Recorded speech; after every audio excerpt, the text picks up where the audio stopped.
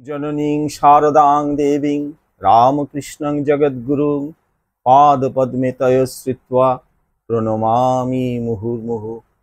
শ্রী শ্রী মায়ের কথা শ্রীমৎ স্বামী পূর্ণাত্মানন্দজির অক্লান্ত পরিশ্রমে এবং ভক্তজনের নিষ্ঠায় উদ্বোধন থেকে প্রকাশিত শ্রী শ্রী মায়ের কথা। শ্রী শ্রী মায়ের কথাতে আমরা জানতে পারি মায়ের কাছে কত ভক্তজন এসছেন। তারা কেউ গৃহী ছিলেন, কেউ পরবর্তীকালে সাধু সন্ন্যাসী হয়েছেন। তারা মাকে কিভাবে পেয়েছিলেন এবং মাতৃ সান্নিধ্যে যে অফুরন্ত মহাশক্তি এবং ভাব প্লাবনতায় তারা ভেসেছিলেন, তারই বর্ণনা তারা করেছেন। এই অমূল্য গ্রন্থ থেকে শুরু করলাম শ্রী শ্রী মায়ের কথা। প্রথমে আমরা লক্ষ্মীমণি দেবীর কিছু স্মৃতিচারণ আলোচনা করছি। এই লক্ষ্মীমণি দেবী ছিলেন শ্রীরামকৃষ্ণের ভ্রাতুষ্পুত্রী, রামেশ্বরের দ্বিতীয় সন্তান।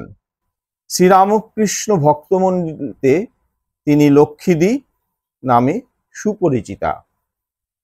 তিনি লিখেছেন যে ঠাকুর যখন দক্ষিণেশ্বর বাগানে ছিলেন, শ্রীমা এবং তিনি ঠাকুরের ঘরের উত্তর দিকে নহবতের নিচের ঘরে থাকতেন।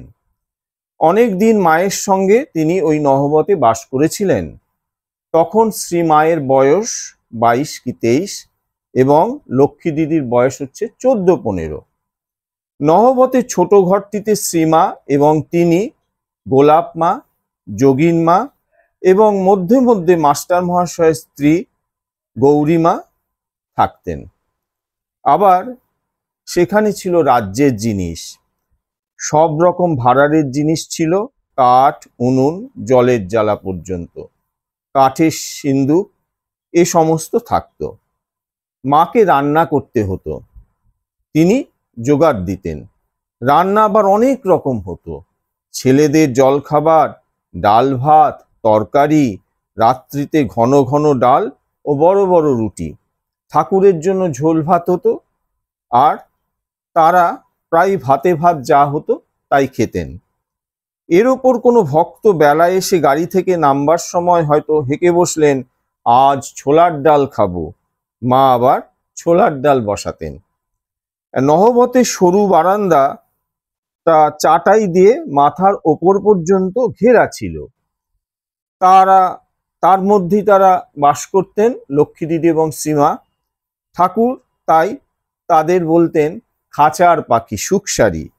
কখনো কখনো ঠাকুরের ঘরে কীর্তন গান হতো এবং রামলাল দাদাকে নহবতের দিকে দরজাটি তিনি খুলে দিতে বলতেন। ঠাকুর বলতেন, এখানে কত ভাব ভক্তি হবে, ওরা সব দেখবেনি, শুনবেনি, কেমন করে তবে শিখবে। চাটাইয়ের মধ্যে আঙুল প্রমাণ সরু ছেদা দিয়ে তারা ঠাকুরের ঘরের ভিতর সব দেখতেন। উত্তরের দরজাটা প্রায় খোলা থাকতো। কত গান, কীর্তন, নাচ, সমাধি আর ভক্তদের নিয়ে কি আনন্দ, কি আনন্দ। একদিন সেই ছেদা একটু বেড়ে গেছে দেখে ঠাকুর হাসতে হাসতে রামলাল দাদাকে বললেন, ওরে রামনেলো, তোর খুড়ির পর্দা যে ফাঁক হয়ে গেল। তখন লক্ষ্মী দিদি বলছেন যে আমাদের যে কি আনন্দ গেছে আর সে কি বলবো। আমাতে মা ঠাকুরুনতে যখন নহবতে থাকতাম তখন যে কি আনন্দ, তার কাছে ব্রহ্মানন্দ তুচ্ছ হয়ে যায়। এমন ঠাকুরের সঙ্গ, পূর্ণ হতেও পূর্ণ যিনি, পূর্ণ ব্রহ্ম বললে কি সৃষ্টি স্থিতি লয়ের কর্তা বললে একটু ঐশ্বর্য বোঝায়, কিন্তু আমাদের ঠাকুরের ঐশ্বর্যের নামগন্ধ নেই।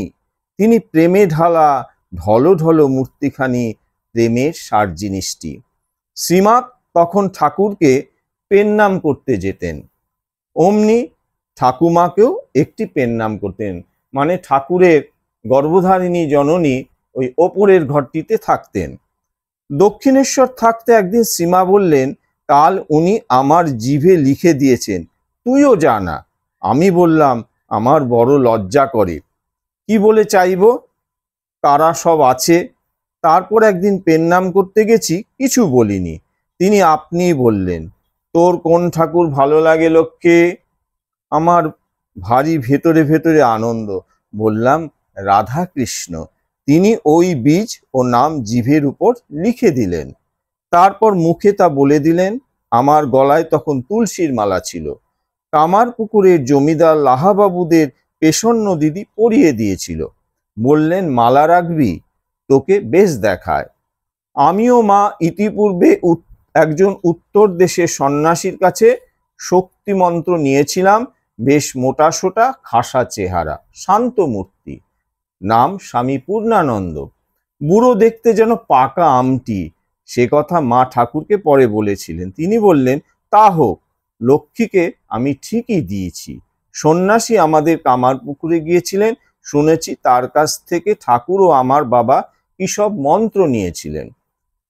এখন ঠাকুর তো রাত্রিতে বেশি ঘুমাতে পারতেন না। প্রায় রাত 3টের সময় তিনি ঝাউতলায় শৌচে যেতেন।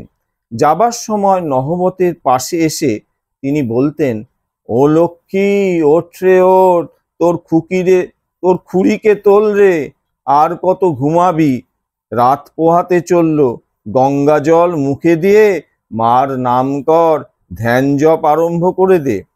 তখন শ্রীমাল বলতেন, লক্ষ্মী তুই ঘুমাতো, ওর তো রাত্রে ঘুম নেই, তাই এরকম করছে, আমরা একটু পরে উঠব।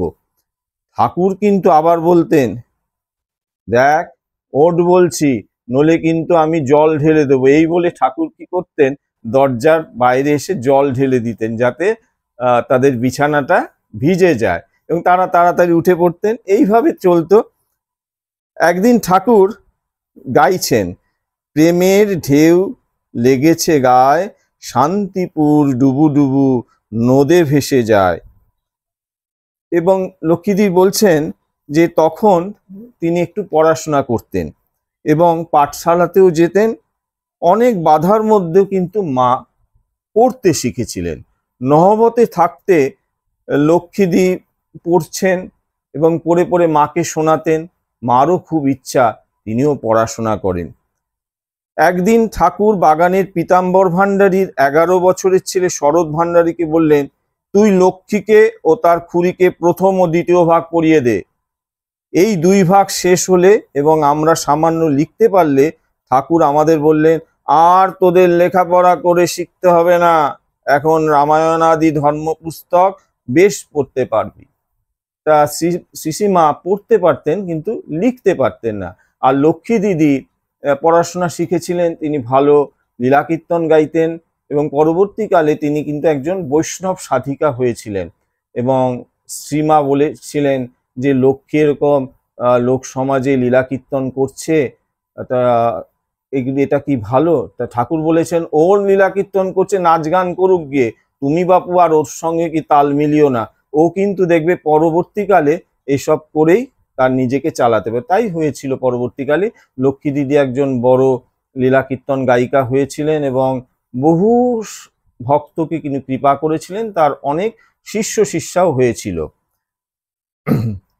একদিন লক্ষ্মী দিদি বলছেন যে তিনি রাত্রিতে একটু মৃদু গলায় গান করছেন এবং শ্রীমাও তার সঙ্গে গলায় মিলিয়েছেন। ঠাকুর তা শুনতে পেয়েছিলেন। তিনি পরের দিন শ্রীমাকে বললেন, কাল যে তোমার খুব গান হয়েছিল, তা বেশ ভালো লাগছিল তোমার গলাটা। একদিন যদু মল্লিকের স্ত্রী একটা চওড়া লাল পেরে কাপড় গেরুয়া রঙে ছুপিয়ে শ্রীমাকে দিয়েছিলেন। তিনি সে কাপড় পরে ভবতারিণী ও রাধাকান্তকে প্রণাম করে ঠাকুরকে প্রণাম করতে এলেন। ঠাকুর শ্রীমার গেরুয়া কাপড় দেখে জিজ্ঞাসা করেন, লক্ষ্মী, এ কাপড় কে দিলে রে? এটি নহবতে গিয়ে ছেড়ে রাখতে বল। বাগানে কোনো ভৈরবী এলে তাকে দিয়ে দিতে বলবি। গেরুয়ার জল পায়ে পড়তে নেই। ঠাকুরের কি অপূর্ব শিক্ষা! ঠাকুর নিজে কিন্তু সন্ন্যাস নিয়েছিলেন, গেরুয়া পরেছিলেন একদিনের জন্য, কিন্তু তিনি যেহেতু সংসারী, লোক সমাজে তার সেটা দেখাতে হবে, সেই জন্য তিনি কখনো গেরুয়াটা পরেননি, সাদা সাদা কাপড়ই পরতেন। তাই জন্য তিনি মাকেও বলেছিলেন কখনো গেরুয়া কাপড় পরবে না। কিন্তু মহামায়ার এমনই লীলা, তারা তো পূর্ণ ব্রহ্মস্বরূপ এবং স্বরূপিণী, অগাধরে তারা কিন্তু দীক্ষা দিয়েছেন এবং ঠাকুর তো তার 16 পার্শ্বদকে গেরুয়া, রুদ্রাক্ষ এগুলো দান করে গেছিলেন।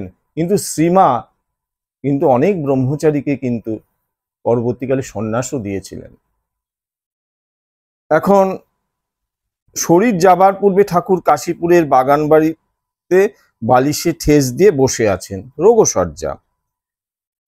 সেই দিন রাত্রেই ঠাকুরের শরীর যাবে, সবাই চুপচাপ, সকলেই ভাবছিল কথা বন্ধ হয়ে গেছে। শ্রীমা এবং লক্ষ্মী দিদি তার কাছে যেতেই ঠাকুর বললেন, এসেছো? দেখো আমি যেন কোথায় যাচ্ছি, জলের ভেতর দিয়ে অনেক দূর। শ্রীমা কাঁদতে লাগলেন।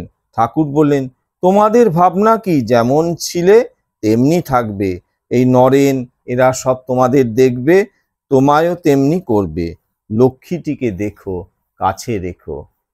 ঠাকুর বলেছিলেন এই লক্ষ্মী শীতলার অংশস্বরূপ, তাকে তুমি আগলিয়ে রেখো।